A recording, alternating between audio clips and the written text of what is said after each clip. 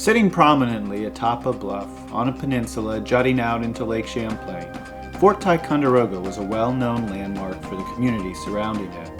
Even as political tensions and sporadic violence simmered around the region, the rituals of community life continued at Ticonderoga in March 1775. As the ice receded, the market returned in the spring season.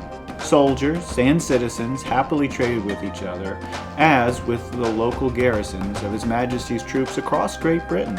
Settlers to the townships of the New Hampshire grants and the land claims of Charlotte County, New York, traded produce and imported wares for paper money and real currency. For soldiers and their families, this provided a much appreciated break from salted rations. Following the April 22, 1773 fire at Crown Point, the market followed the main British garrison to Ticonderoga.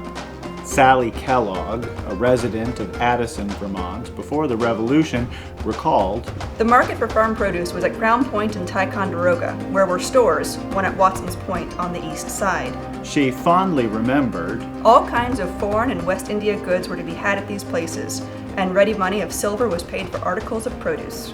A retired British sergeant from the 1st Royal Regiment of Foot, William Friend, happily joined this trading from his home on Lake George. In 1775, he stocked 60 gallons Jamaica spirits, 225 pounds loaf sugar, 28 pounds of Bohea tea, and 22 pounds of chocolate, among other items for such occasions. William Friend served as captain of His Majesty's sloop, the Betsy. Every 61 days, he mustered the crew together with Ticonderoga's commander, Captain William Delaplace, signing off that the mate, boatswain, carpenter, and 3 sailors were present. Captain William Delaplace, with his command of 22 soldiers, presided over these seasonal community functions, even as he prepared for hostilities. By his correspondence with Governor Guy Carleton and General Thomas Gage, he prepared to house reinforcements arriving later in the spring. He discussed reports of armed vagabonds